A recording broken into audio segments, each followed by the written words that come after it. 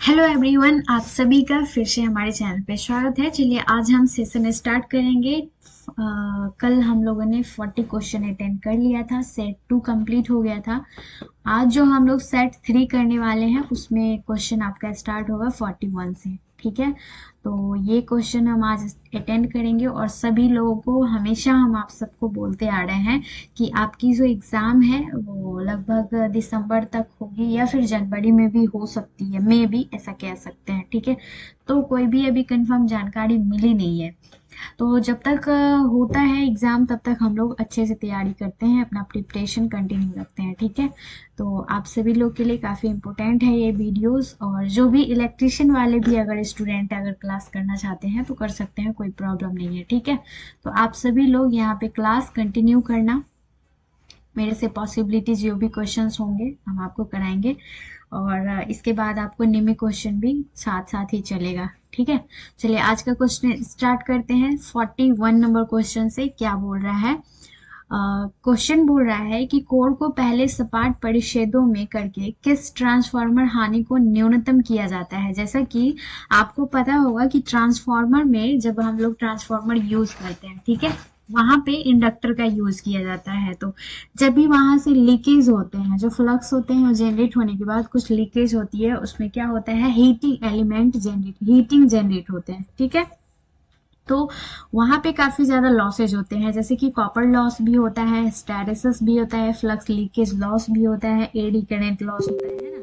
तो ये सारे जो लॉसेस हैं, ये सारे लॉसेस किसमें होते हैं, ट्रांसफार्मर में होते हैं। ठीक है, तो देखिए यहाँ पे ध्यान रखना कि ये जो ट्रांसफार्मर लॉस की बात करेगा तो ये सारे लॉसेस किससे रिलेटेड हैं, ट्रांसफार्मर से। ठीक है, लेकिन उसमें भी लॉस हो रहा है तो उस लॉस को जो कम किया जा सकता है, किस लॉस को कम किया जाता है, किसके वजह से लॉस कम किया जाता है, यहाँ पे बोला है फ्लैट सेक्शन के।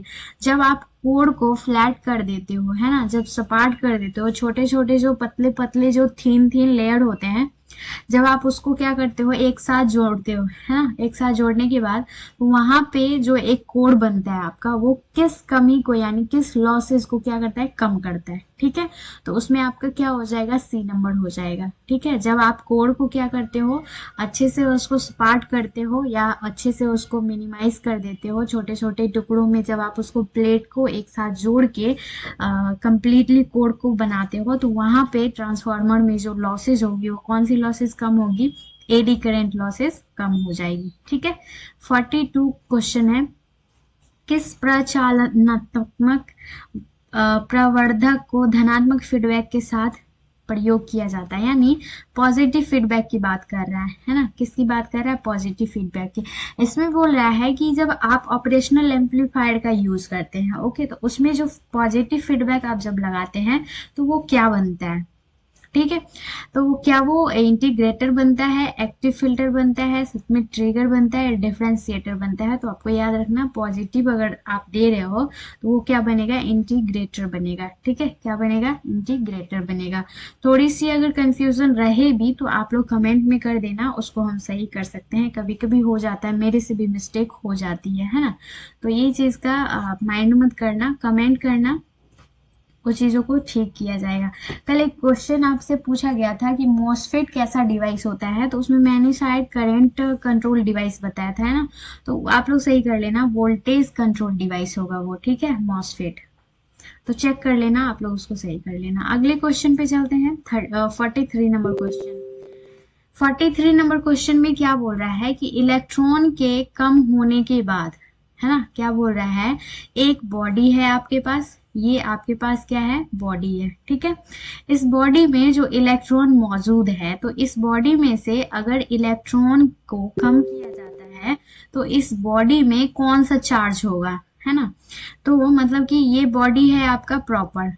ठीक है, इस बॉडी में क्या है, इलेक्ट्रॉन भी है और न्यूट्रॉन भी है। ठीक है, तो सॉरी इलेक्ट्रॉन है, तो इलेक्ट्रॉन को जब आप क्या करते हो, दूसरे बॉडी में ट्रांसफर कर देते हो, तो वहां पे जो ये बॉडी में जो चार्ज बचता है ना, वो कौन सा चार्ज हो जाएगा आपका। तो इसमें याद रखना, हमेशा कौन सा चार्ज होगा, पॉजिटिव चार्ज होगा। ठीक है, जब ये क्या करेगा, इलेक्ट्रॉन यहाँ से क्या करता है, गेन करता है, तब वहां पे आपका जो चार्ज होता है वो क्या होता है, नेगेटिव होता है, लेकिन जब ये इलेक्ट्रॉन को लॉस करता है तो लॉस करने का जो कंडीशन बनेगा वो कैसा बनेगा, पॉजिटिव बनेगा। क्लियर है?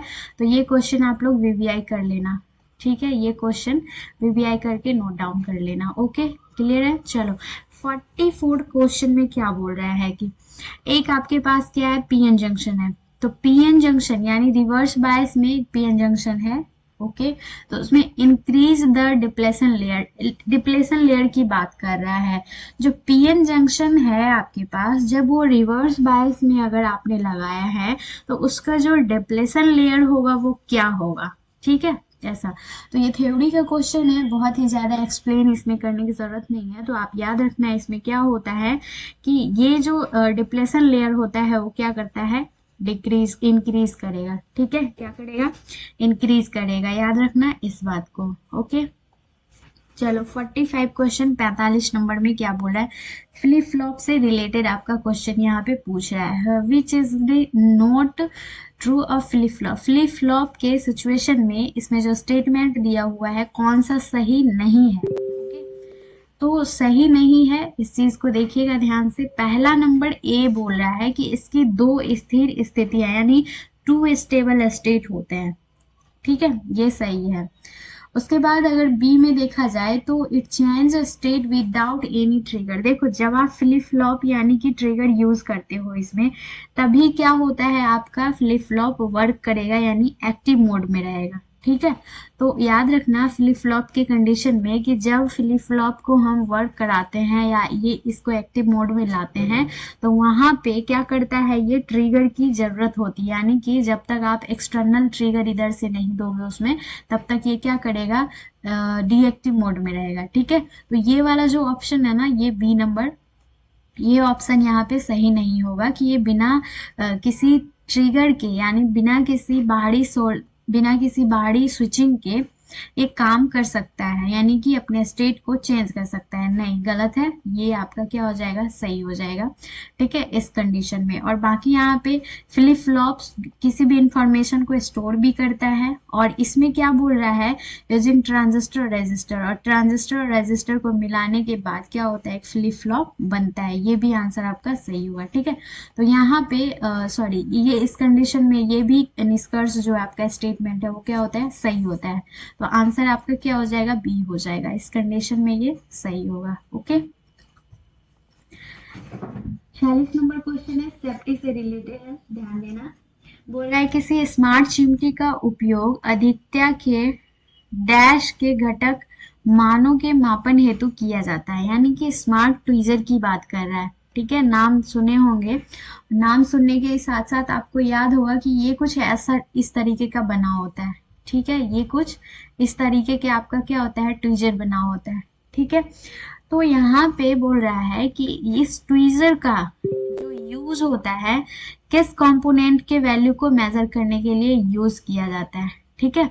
तो ध्यान देना कि ये जो ट्वीजर होता है ना, जब हम लोग क्या करते हैं, पीसीबी बनाते हैं, ठीक है, क्या करते हैं, पीसीबी बनाते हैं या फिर कोई भी माइक्रो सर्किट आप बनाते हैं, ठीक है। तो यहाँ पे क्या होता है, इसके सरफेस पे जो आपके कंपोनेंट लगे होते हैं, ठीक है, इसके सरफेस पे जो कंपोनेंट लगे होते हैं, है ना, और वो भी किस टाइप का, ये आपका क्या रहता है, कंपोनेंट लगा रहता है, पेसिव कंपोनेंट लगे रहते हैं, ठीक है।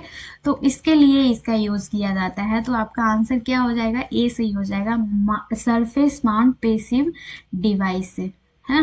तो ये आंसर आपका क्या हो जाएगा, सही हो जाएगा।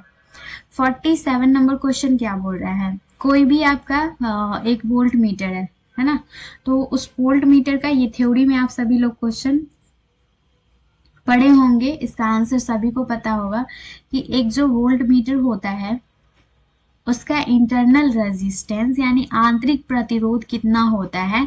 तो पिछले जो सेशन हुआ है आपका सेट 2 हुआ है, शायद उसमें हमने आपको एमीटर वोल्ट मीटर के बारे में बताया है ना। तो याद रखिएगा कि वोल्ट मीटर का इंटरनल रेजिस्टेंस हमेशा क्या होता है, हाई होता है, ठीक है, क्या होता है, हाई होता है। तो ये इस बात का आप ध्यान रखना। ओके, क्लियर है। तो आंसर आपका क्या हो जाएगा, ये आंसर हो जाएगा। चलो 48 क्वेश्चन ऑप्टिकल फाइबर का क्वेश्चन है, है ना। ऑप्टिकल फाइबर में होता है, क्या होता है ये बोला है, स्टेटमेंट को ध्यान से देखना। यहाँ पे कोड और क्लैडिंग को लेके बात किया गया है। देखो ये तो आपका है कोड और दूसरा क्या है, क्लैडिंग। तो आप जानते हो कि ये जो बनावट होता है ना इसका, ये कुछ आपका बनावट ऐसा होता है ना। तो यहाँ पे ये होता है। इसके बाद अगर देखा जाए तो ये इसका क्या होता है, कोड होता है। ये क्या है, ये इसका कोड है, ठीक है, ये कोड हो गया। ओके। और यहाँ पे ये जो आप देख रहे हैं बाहरी परत, इसको हम लोग क्या कहते हैं, क्लैडिंग कहते हैं, ठीक है। क्या कहते हैं, क्लैडिंग कहते हैं।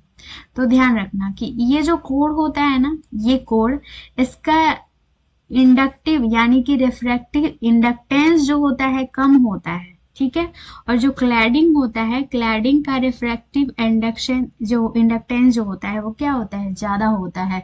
तो यहाँ पे जब क्या होता है, लाइट यहाँ से पास करती है ना, लाइट क्या करती है, यहाँ से पास करती है, तो ये कम रिफ्रैक्टिव इंडक्टेंस होगा, तभी तो ये क्या करेगा, यहाँ से टकरा के फिर वापस आएगा, अगर ये ज्यादा होगा तब, है ना। अगर ये ज्यादा नहीं होगा और ये ज्यादा होगा तो क्या करेगा, लाइट टकरा के वो बाहर का लीकेज कर देगा, है ना।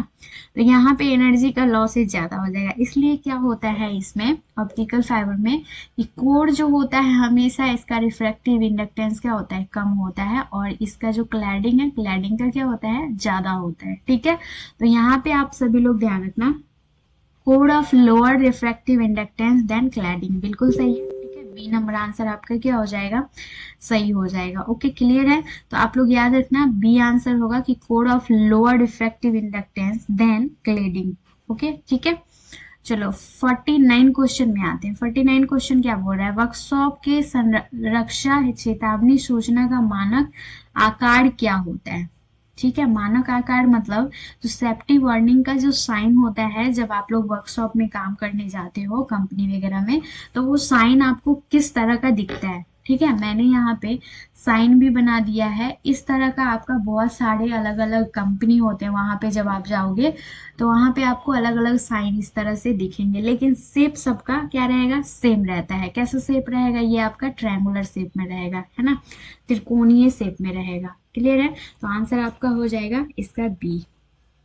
चलो 50 क्वेश्चन क्या बोल रहा है कि द रिपल फ्रीक्वेंसी, है ना, the ripple frequency output of an unfilter full wave rectifier whose input it fed from 50 hertz AC voltage source will B.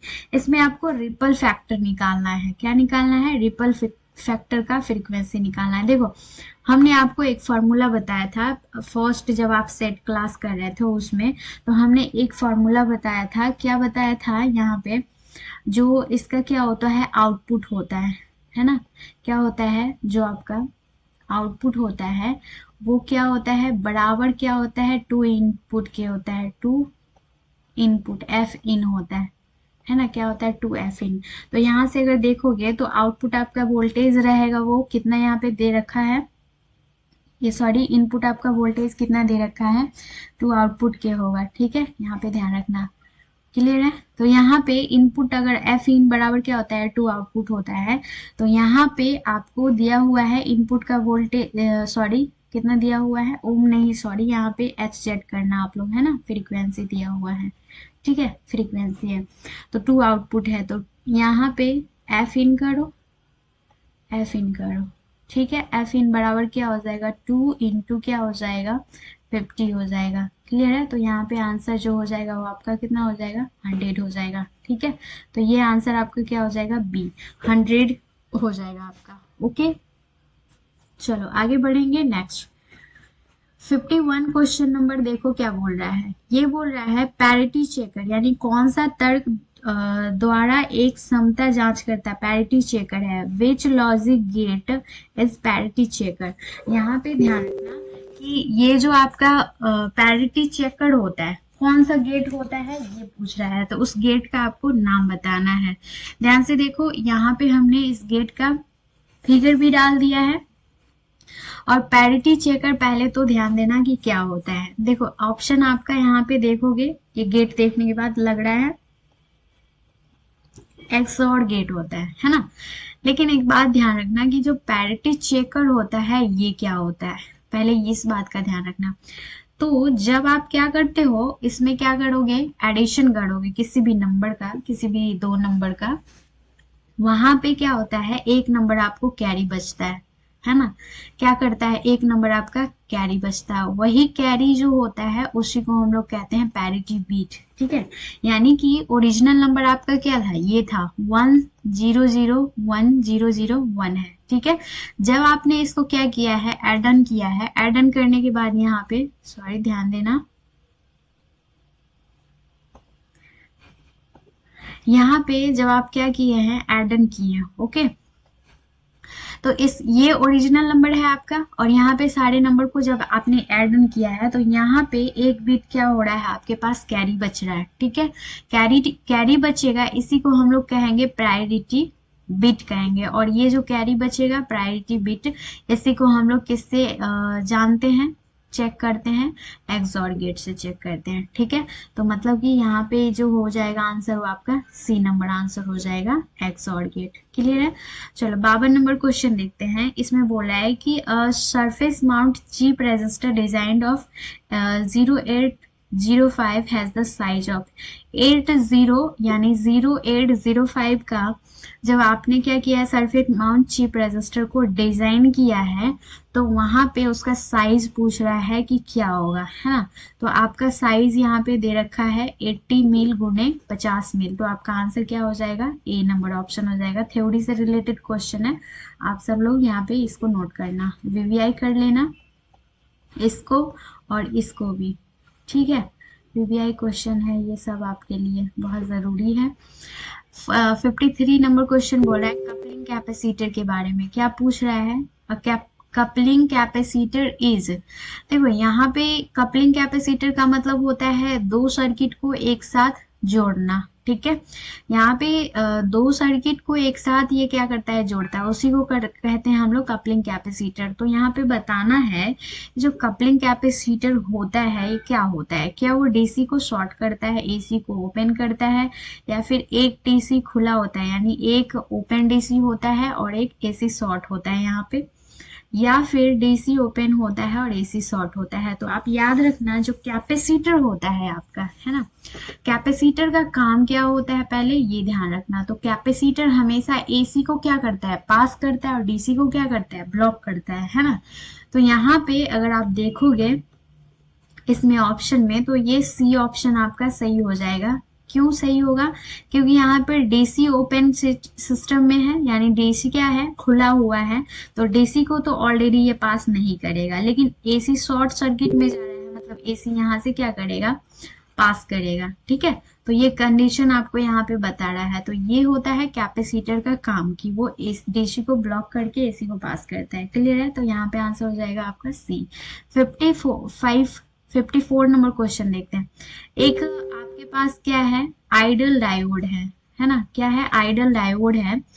N ideal diode present when reverse bias when forward bias, है ना, when reverse bias when forward bias, जब reverse बायस में रहेगा diode तब कैसा condition बनेगा, और जब फॉरवर्ड बायस में रहेगा तब कैसा कंडीशन बनेगा। ध्यान देना, देखो रिवर्स बायस में हमेशा आप जानते हो कि जो डायोड होता है आपका क्या होता है, फॉरवर्ड बायस में काम करेगा, है ना। तो अगर रिवर्स बायस रहेगा तो वहां पे जो आपके सिग्नल होते हैं, या फिर आपने जो सोर्सेज दिया है, करंट दिया है, वो पास करेगा क्या, नहीं करेगा, है ना।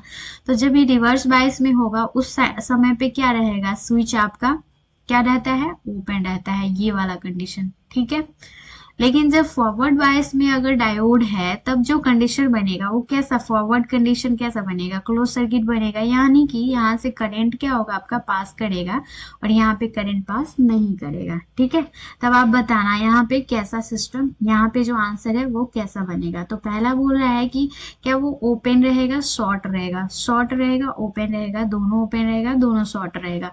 तो अब देखिए पहला सिस्टम आपका रिवर्स है, तो रिवर्स में क्या रहता है, ओपन रहता है, तो है ना, ये ओपन है। दूसरा में आपका है फॉरवर्ड, फॉरवर्ड में क्या रहता है, ये शॉर्ट रहता है। क्लियर है, तो आपका जो आंसर होगा वो कितना हो जाएगा, ए हो जाएगा। ठीक है, तो इस तरह से आप लोग इसके कंडीशन को भी देख लेना, कंडीशन पता होगा तो आंसर ऑटोमेटिक आपको आ जाएगा। चलो इसमें आते हैं, अब देखते हैं क्या बोला है कि निम्नलिखित प्रसारण रेखा में, है ना, निम्नलिखित प्रसारण रेखा में से कौन सा विकिरण हानि और बाह्य व्यक्तीकरण को रोकने के लिए जो बाहरी चालक का प्रयोग किया जाता है, यानी कि विच of the following transmission line, ठीक है, use outer conductor for avoiding radiation loss and external interface। देखो यहाँ पे ध्यान रखना क्या बोल रहा है, आपका जो ट्रांसमिशन लाइन होता है, ठीक है, उसमें आप क्या यूज करते हो, केबल का यूज करते हो। तो केबल का जब आप यूज करते हो तो उसमें जो आउटर कंडक्टर लगा होता है वो किस वजह से लगा होता है, यानी कि सॉरी, जो रेडिएशन होता है और रेडिएशन लॉस होता है, जो एक्सटर्नल इंटरफ्रेंस होता है ना, बाहरी जो इंटरफ्रेंस होता है, ओके, और जो रेडिएशन होता है उसको वो अवॉइड करता है। तब आपको बताना है कि उसमें से कौन सा केबल इसमें होगा, क्या वो फाइबर होगा, ट्विस्टेड वायर होगा, कोएक्सियल केबल होगा, या फिर ओपन वायर होगा। ठीक है, तो सभी लोग अपना अपना आंसर यहाँ पे जरूर बताना। पहला तो फाइबर है, देखो यहाँ पे फाइबर ऑप्टिक्स नहीं दिया है इसलिए आप कंफ्यूज नहीं होना, तो सिर्फ फाइबर है। तो फाइबर का और फाइबर ऑप्टिकल का ये दोनों का अंतर हो जाता है ना ऐसे, तो इसलिए ये तो नहीं होगा। दूसरा आपका बच रहा है कि ओपन वायर, ओपन वायर जब ये रहेगा तो इसमें करंट पास नहीं करेगा, तो ये भी नहीं होगा। तो ये दोनों तो आपका पहले ही खत्म हो गया। अब देखो ट्विस्टेड वायर और कोएक्सियल केबल, यहाँ पे ध्यान देना, वायर होता है, क्या वो आप वायर का यूज कर सकते हो ट्रांसमिशन लाइन में, नहीं कर सकते हो। क्यों? क्योंकि इसमें जो लोड होता है ये बहुत कम कैरी करेगा। ठीक है, लास्ट ऑप्शन क्या बचा, सी। तो आपका यहाँ पे क्या यूज किया जाएगा, कोएक्सियल केबल यूज किया जाएगा। क्लियर है? तो कोएक्सियल केबल जो होता है अवॉइडिंग रेडिएशन और एक्सटर्नल इंटरफेस में बहुत ही ज्यादा काम आते हैं। किस काम में, ट्रांसमिशन लाइन के लिए। ठीक है, चलो 56 नंबर क्वेश्चन आपका बोल रहा है निम्नलिखित में से कौन सा धनात्मक फीडबैक का उपयोग करेगा, है ना, which of the following circuit employ, है ना, पॉजिटिव फीडबैक। पॉजिटिव फीडबैक किस में होता है, पहले ध्यान ये रखना है कि रेक्टिफायर में फीडबैक आप नहीं लगाते हैं, और फिल्टर में भी नहीं लगाते हैं। ऑक्सीलेटर और एम्पलीफायर बच रहा है, तो ये दोनों में आप फीडबैक लगाते हैं, दोनों में लगाते हैं। लेकिन यहाँ पे देखना है कि पॉजिटिव फीडबैक, निगेटिव फीडबैक, तो पॉजिटिव फीडबैक हमेशा ऑक्सीलेटर में यूज किया जाता है। ठीक है, और जो आपका एम्पलीफायर होता है इसमें हम लोग कौन सा यूज करते हैं, निगेटिव फीडबैक का यूज करते हैं। ठीक है, कौन सा, निगेटिव फीडबैक। अब यहाँ पे बताना है कि जो रेक्टिफायर होता है, कमेंट में आप लोग बताइएगा कि जो रेक्टिफायर होता है, रेक्टिफायर का यूज हम लोग क्यों करते हैं। ठीक है, और फिल्टर जो होता है, फिल्टर का यूज हम लोग क्यों करते हैं। ठीक है, ये दोनों का आंसर आप लोग कमेंट में जरूर बताइएगा, ताकि और भी आप सभी के साथ वीडियो बनाने में अच्छा आएगा। आप लोग के लिए ये काम करना बहुत ही ज्यादा मजेदार होगा। जब आंसर नहीं करोगे तो मुझे पता कैसे चलेगा कि आप लोग तैयारी कर भी रहे हो कि नहीं कर रहे हो, है ना। तो ये दोनों आंसर आप सभी लोग के लिए बताने के लिए मैंने छोड़ दिया है बताना। ओके, चलो 57 नंबर क्वेश्चन में पूछ रहा है कॉमन एमीटर में डैश के बीच एक बीजेटी के आउटपुट अभिलक्षण का आरेखन किया जाता है, यानी कि जो आपका कॉमन एमीटर कॉन्फ़िगरेशन आप बनाते हो, ठीक है, वहां पे जो आपका आउटपुट कैरेक्टरिस्टिक होता है बीजेटी में वो कहाँ पे ड्रॉ किया जाता है, यानी कि इन common emitter configuration the output characteristic of a BJT drawn between, कहाँ पे, किस जगह पे।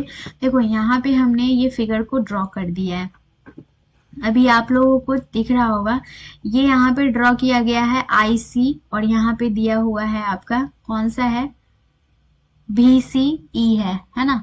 तो इस दोनों के बीच में आपका क्या होता है, ये आउटपुट को कॉन्फ़िगरेशन बनाया जाता है, यानी आउटपुट के को दिखाया जाता है। ठीक है, तो आपका आंसर क्या हो जाएगा, IC और VCE। है ना, क्या हो जाएगा IC और BCE हो जाएगा। तो आंसर आपका क्या हो जाएगा, C नंबर हो जाएगा। कॉमन एमीटर के लिए बोल रहा है ना BJT में, तो ये फिगर हमने बता दिया, आपको समझने में इजी हो जाएगा। ठीक है, 58 नंबर क्वेश्चन क्या पूछ रहा है, digital store oscilloscope is use to measure amplitude of signal. देखो एक ऑस्किलोस्कोप है ना, यहाँ पर डिजिटल दिया हुआ है, किस चीज को मापने के लिए, यानी किस एम्पलीट्यूड को, सिग्नल को मापने के लिए यूज किया जाता है। तो यहाँ पे आपके 2-3 ऑप्शन है, क्या वो साइनसॉइडल को देता है, मेजर करेगा, ट्रायंगुलर को करेगा, सॉटूथ को करेगा, या फिर सभी को करेगा, है ना। तो फिगर देखने के बाद आपको क्या पता चल रहा है कि यहाँ पे मल्टी एम्पलीट्यूड को मेजर कर सकते हैं हम लोग, है ना।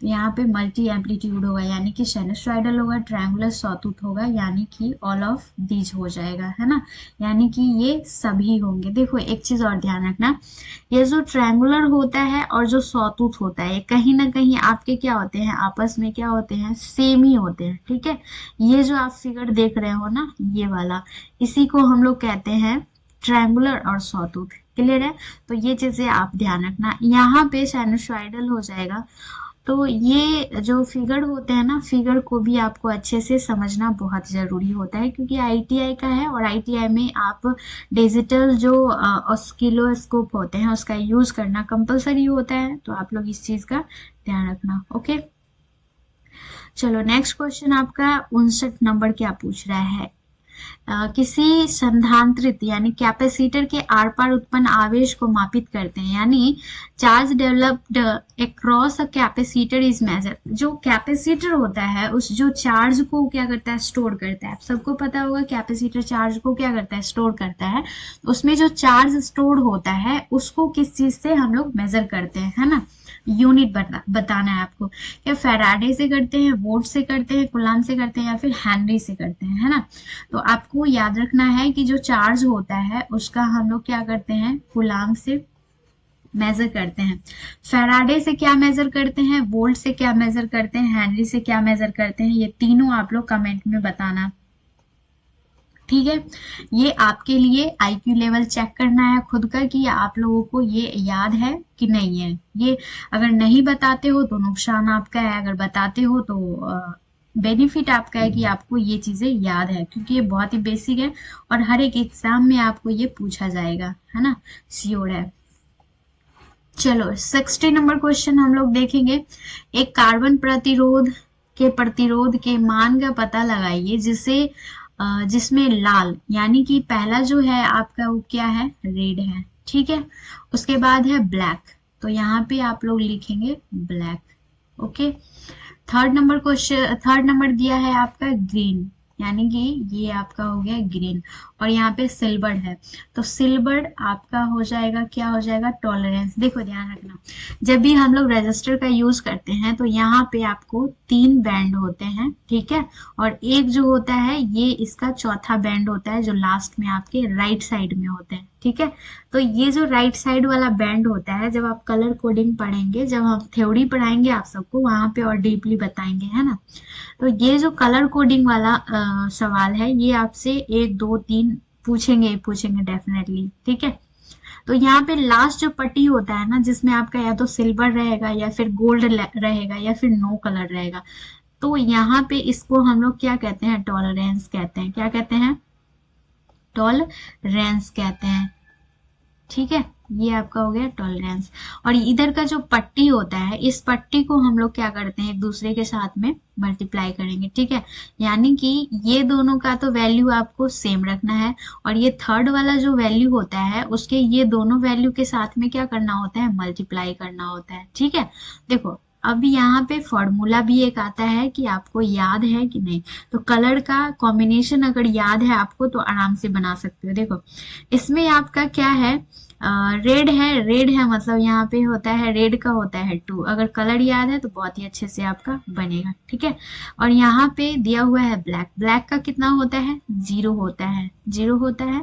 ठीक है, और ग्रीन का यहाँ पे अगर आप देखेंगे तो ग्रीन का होता है 10 के पावर कितना हो जाएगा यहाँ पे आपका, शायद मे बी 5 होता है ना, 5 होता है। देखो यहाँ पे मैंने क्या बोला था, 10 के पावर 5 है। अगर आप इसको क्या करते हो, मल्टीप्लाई करते हो, मैंने बोला था कि जो थर्ड वाला पट्टी है, ये थर्ड वाले पट्टी में जितना भी आपका आएगा उससे क्या करना है, ये दोनों को मल्टीप्लाई करना है, ठीक है। तो यहाँ पे अगर मल्टीप्लाई कीजिएगा तो इसका जो आंसर हो जाएगा ये आपका कितना होगा, 20 मिली हो जाएगा, ठीक है। मिली मतलब हो जाएगा 2 लाख, सॉरी 20 लाख, ठीक है। कितना हो जाएगा, 20 लाख हो जाएगा, सॉरी 2m हो जाएगा, ठीक है। अब यहाँ पे ध्यान देना है कि ये प्लस माइनस जो 10% और 5% है, तो 5% तो नहीं होता है, सिल्वर का 5% नहीं होता है, ठीक है। यहाँ पे देखना कि 10% होता है सिल्वर का, ओके। और गोल्ड का कितना होता है, 5% होता है। अगर नो कलर, अगर यहाँ पे कोई भी कलर नहीं है तो कितना होता है, 20% होता है। तो यहाँ पे सिल्वर की बात कर रहा है ना, चांदी की, तो चांदी का जो टॉलरेंस होता है प्लस माइनस कितना होता है, 10 होता है। तो यहाँ पे दिया हुआ है आपका 10, तो आंसर आपका क्या हो जाएगा, ए। क्लियर है सभी को, ये चीजें समझ में आ गया होगा। लास्ट क्वेश्चन 61 है, इसमें पूछ रहा है कि an emitter follower has a voltage gain that is. Emitter follower किसको कहते हैं हम लोग, कॉमन कलेक्टर को कहते हैं, ध्यान रखना। एमीटर फ्लोअर जो आप लोग थ्योरी पढ़े होंगे वहां पे पता होगा, कॉमन कलेक्टर को एमीटर फ्लोअर कहते हैं, ठीक है। इसका वोल्टेज गेन क्या होता है, इसका वोल्टेज गेन होता है 1 से कम होता है, ठीक है। क्या होता है, 1 से कम होता है। तो ये चीजें आप लोग अच्छे तरीके से ध्यान रखना, नोट डाउन करते जाना सारे क्वेश्चन को। निम्मी के क्वेश्चन आएंगे उसको भी नोट डाउन करते जाना, आपके सारे एग्जाम के लिए काफी इंपॉर्टेंट है, ठीक है। चाहे लोको पायलट हो, डीआरडीओ हो, एनटीपीसी हो, सेल हो, कोई भी एग्जाम हो टेक्निकल इलेक्ट्रॉनिक्स का, सब में ये आपकी बड़ी हेल्प करेगा, ठीक है। तो चलिए आज के लिए बस इतना ही, कल मिलेंगे हम लोग अपने नेक्स्ट सेशन में। तब तक के लिए आप लोग अपना ध्यान रखना, टेक केयर, बाय।